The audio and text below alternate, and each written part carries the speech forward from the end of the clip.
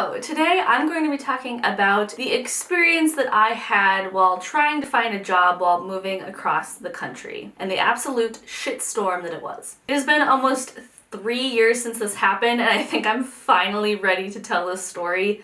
I am very content in my current job, so I finally feel comfortable sharing this story. Luckily for you and for me, I have written this whole entire story down shortly after it happened because I knew that this is going to be something I wanted to share someday. A little bit of background, my boyfriend and I moved from Minnesota to Arizona almost 3 years ago, and we live in the Phoenix area now. I started job searching a few months before we actually moved. Our move date to have every single one of our possessions in our 2 cars ready to drive away was April 17th. And our move-in day was April 20th. The dates are important. So I wanted to be as proactive as possible and have something that was waiting for me. Part of the reason why we moved was because my boyfriend was able to transfer jobs, complete lateral transfer from his job in Minnesota, stay with his company, and move to Arizona. Okay, so like I said, the dates are important. On March 15th, 2019, I got an email from, let's call him Jim, at Company X for a Skype interview. I was so thrilled, so excited. It was a really amazing job in my field with a great well-known company. It was a nonprofit. It was checking all my boxes. It was everything that I wanted. So we set up a Skype call for March 20th. Perfect. Everything is wonderful. The first interview went great. The next day I sent a follow-up email saying it was really nice to meet him and learn more about the company, yada yada. And the day after that, Jim replied back saying that he wants to do another Skype call with his boss, Pam. Keep in mind, they're all in Arizona. I'm in Minnesota while this is happening, so it has to be a Skype call. So he asks for writing samples, references, and for me to fill out a very long personal assessment, which I did happily. I hadn't heard anything for a little bit, so I reached out again on April 3rd. Mind you, we are moving in 2 weeks, and he lets me know that I'm still on his list. Great. So on April 11th, he asks when I'm available the next week. Keep in mind, this is now 6 days before we move, before we are going to be driving across the country. So I let him know I'm free on Monday, Tuesday, but we will be driving down Wednesday through Friday. So we set up a time to Skype, and I let him know that I will be in the passenger side. My boyfriend is driving his vehicle and his mom is driving my car behind him. And I do this on my phone using data. So we have our weird car Skype call with Jim, his boss Pam, and another girl, Angela, who the person hired would work with closely. She comes in later. Okay, so the second Skype call goes wonderfully, despite the weirdness. We get to Phoenix 2 days later. Very long, arduous journey. Everything's moved in, things are going pretty well. Then on April 22nd, so 2 days after we had our move-in day, Jim asks me to come in for final interview. I'm thrilled.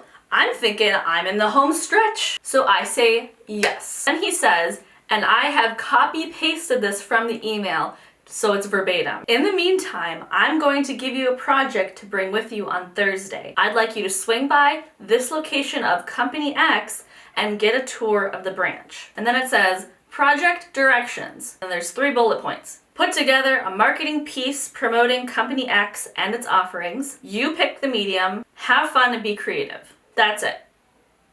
That's all he tells me. So I'm thinking, okay, cool. I have 2.5 days to get a tour of this branch, come up with a marketing piece, and prepare for the interview. Okay, that's fine. So my brain is a-flowing. I'm getting ideas. I go out to the branch, I get a tour. I'm there for probably an hour and a half. I'm writing notes, I'm asking questions, I'm getting all kinds of ideas and brainstorming about what I could do. Then I go home and I start checking out a bunch of these ideas. I'm writing them all down, then I rewrote it all nicely on a new sheet of paper so it looked nice. Now, in hindsight, I could have asked more clarifying questions and been like, what kind of marketing piece? What is a marketing piece? Because now, as a professional in the industry, that is extremely broad and doesn't say anything. But Jim and I had been emailing back and forth so many times and he was taking days to respond. I figured I wouldn't even get a response in time for the interview even if I had reached out to him. I figured I wouldn't get a response back anyway. So finally, it's the day of the interview. I drive downtown. It's downtown Phoenix, and this is my first ever time in downtown Phoenix. I park and I go to the interview, and the first part of this interview was going to be a little hour-long lunch with Angela, so we can chat.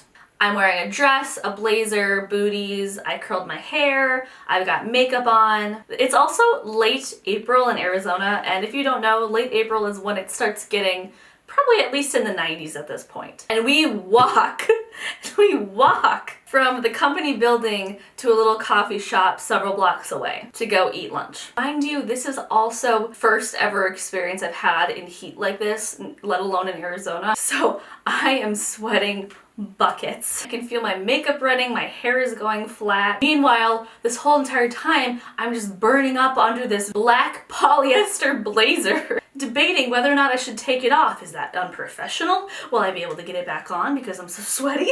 Okay, so Angela and I we sit down with our food, having a nice, pleasant conversation, getting to know each other. And this is when she says that Jim, the lovely man I've been talking to through all of these interviews and emails, won't even be at the interview because he has a family emergency. So I'm like, well, obviously that's terrible, but this is the person who I've been talking to this entire time, and now he's not even gonna be there. But then she asked me to see what I brought regarding the project. So I pull out my piece of paper with all my ideas. I'm rambling in depth about all of these different really cool things we could do, talking about like a specific kind of video or an email banner, some signage to go in the branches and what that would look like. And then I could tell that something seemed kind of off with her after that, and then she was a little bit more quiet, but I just kind of, you know, brushed it off and didn't really think about it. So we finish eating, we walk back to the building, and finally I'm inside. She tells me to wait in the conference room while she gets the other people that are going to be in this interview. So I'm feverishly trying to fan myself off. I'm just still sweating. And I just like won't stop sweating. My heart is pounding because I'm so nervous, and this is the final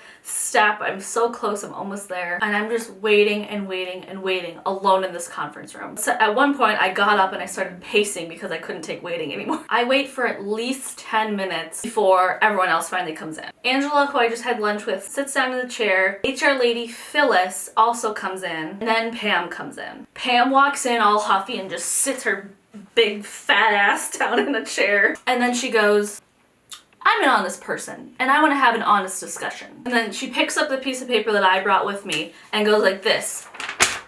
Is this the best you can do? And I'm just completely caught off guard and frozen. And I just go,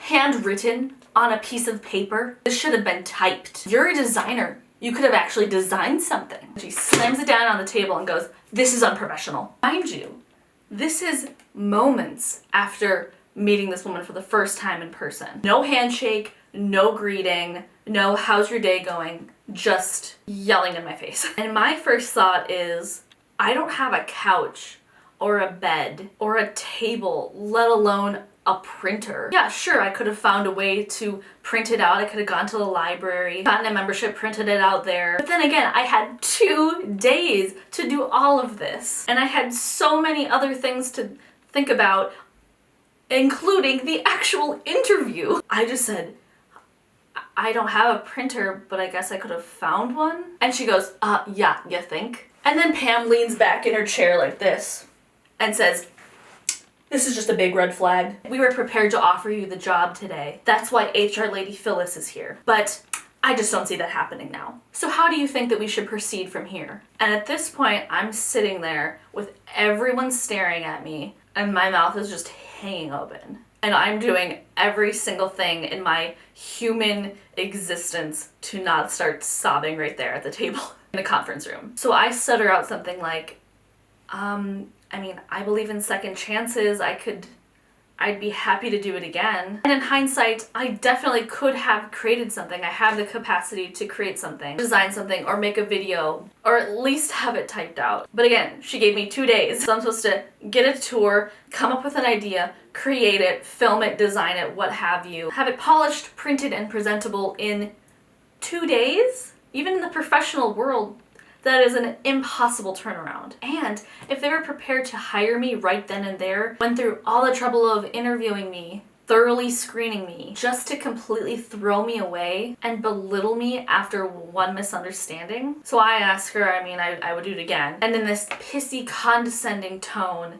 she says, What would you do if you were in my position? Meanwhile, Angela, who I had lunch with, is sitting in the corner, looking disappointed and sorry, and just, this lady is berating me. All our pleasant conversation is out the window, and again, all I can think of at this point is don't cry, don't cry, don't cry. And HR lady Phyllis sees this. So she very kindly says, "Can we speak alone, please?" So Pam and Angela, they exit the conference room, they go back to their office, and the interview that never even happened is over. So Phyllis leads me upstairs to her office. So this conference room that we're in opens up to a public space. I'm not trying to look at anyone, I'm just trying to put blinders on, look at the floor, try not to cry. And we sit down at this little table in her office, and she asks me, "How are you doing?" And this breaks me.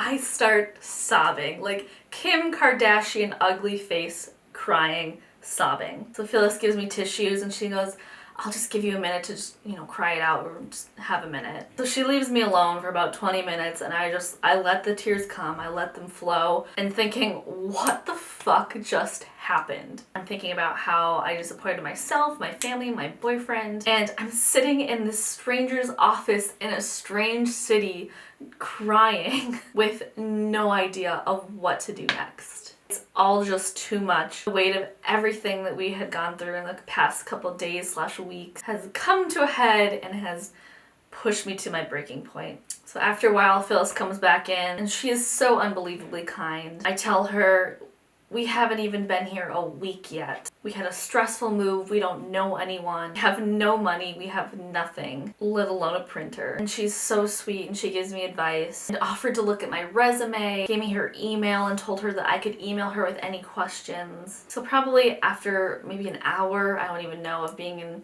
this woman's office, I finally leave. I have to go back downstairs, I have to go to this public setting and hide my blotchy red makeup stained face and walk of shame out the building. Get home and I immediately go back on Indeed and just start searching for jobs again. And I'm sitting on our bed on the floor because we do not have a bed frame. I was dreading my boyfriend coming home and asking how did it go, and me having to explain to him what happened and how I'm a failure. But he finally came home after his long day of work and he asked how I was and I explained the whole story. And I thought he was gonna be really mad, but he was so supportive and so mad at them and at Pam for how she had handled that situation. He made me feel a lot better by saying, "You don't want to work for a company like that treats people like that." And not to be dramatic, but even after 2+ years, it's still kind of traumatizing to think back at that. It ruined my confidence for a long time, and I had to go back to square one with finding a job again, which absolutely sucked. I thought I was going to be moving to a new state with a job waiting for me, and that was just shattered. But I kept plugging away, got more interviews with more companies, and accepted my first offer. And then the pandemic happened and we know the history from there. So that's that horrible interview. I do have another pretty bad interview while I was job searching during the pandemic. It was an interview that could have easily been a Zoom interview, which already was annoying. And the interviewer talked 20 minutes into my time with his previous interviewer. I'm sitting there watching him have this conversation with this guy during my time. I should have left then and there because that's just unbelievably rude and unprofessional, but I didn't because I needed a job and I was desperate. He didn't wear a mask, I did. He laughed about COVID and how the pandemic isn't a big deal. And he chomped on gum the entire time that he talked to me. I could tell that this company was struggling and he had no idea what he was doing because he's a dentist and not a marketing professional or like a professional interviewer. So the whole thing was just a joke right away. And I knew right away that I would rather be poor and have to continue to find a job elsewhere than work for this man. And this one, I don't really care if I say the company because he honestly sucked so bad. That was for Santan Valley Smiles and his name is Dr. Larson. So if Dr. Larson, you're watching this, do better, friend. Thankfully now I'm with a company in an industry that I love so much and I'm so thankful to have the job that I do now because it's just so much better than what I used to have. If you are job hunting, I hope that your search is far easier and less dramatic than mine, although it does make for a good story. I hope you enjoyed this little story time and you can laugh at my pain. And I won't say the name of the original company that I interviewed with, but I will give you a little hint. It's fun to stay at the